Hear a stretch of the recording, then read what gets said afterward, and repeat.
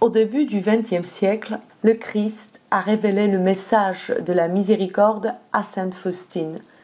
Il demande aux hommes d'avoir confiance en lui, nous invite à l'aimer et à aimer notre prochain. Le Christ donne aussi des moyens pour aider les hommes à puiser des grâces aux sources de sa miséricorde, le tableau de Jésus miséricordieux, la fête de la miséricorde, le chapelet à la miséricorde et l'heure de la miséricorde. L'Association pour la miséricorde divine a pour mission de propager ce beau message de la miséricorde. Pour cela, l'association édite et diffuse les livrets La miséricorde divine et les images de Jésus miséricordieux, organise la fête de la miséricorde à Paris, à l'église Saint-Sulpice, qui rassemble environ 2000 personnes.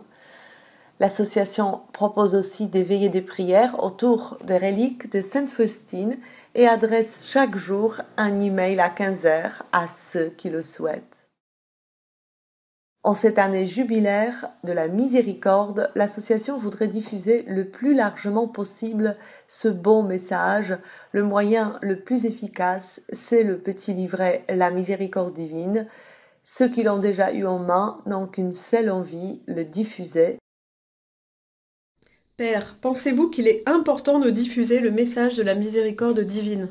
C'est même nécessaire, puisque nous venons de rentrer dans une année sainte voulue par le pape François et dont il a donné comme titre La miséricorde du Père. Et je suis sûr que tous ceux et celles qui liront, méditeront à partir de cette petite plaquette, trouveront la nourriture nécessaire pour bien vivre cette année sainte, puisque nous y trouvons le message du Christ à Sœur Faustine. Les vies de nombreuses personnes ont été transformées grâce à ce petit livret. Nous voudrions le proposer à la plupart des paroisses de France. Pour cela, nous devons en éditer 50 000. Aidez-nous à financer ce projet et répondre ainsi au désir de Jésus qui a dit « Je désire que le monde entier connaisse ma miséricorde ». Alors Gilles, peux-tu nous dire ce que la miséricorde divine t'a apporté? Elle a rempli ma vie. Elle m'a ouvert le cœur, les yeux. Elle m'a fait prendre conscience que je n'étais pas seul sur terre et que le prochain existait. Et elle m'a fait prendre conscience qu'on peut toujours aller jusqu'au Christ, jusqu'à Dieu, sans qu'il vous chasse. Il y a un an, j'étais dans une situation très difficile sur le plan personnel. Je prenais des médicaments, j'étais en dépression.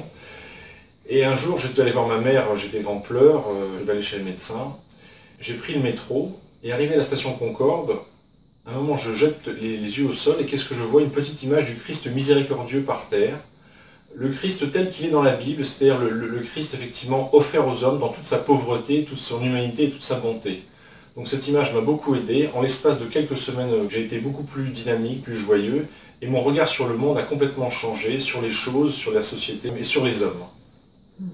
Pensez-vous qu'il est important de diffuser le message de la divine miséricorde via le livret?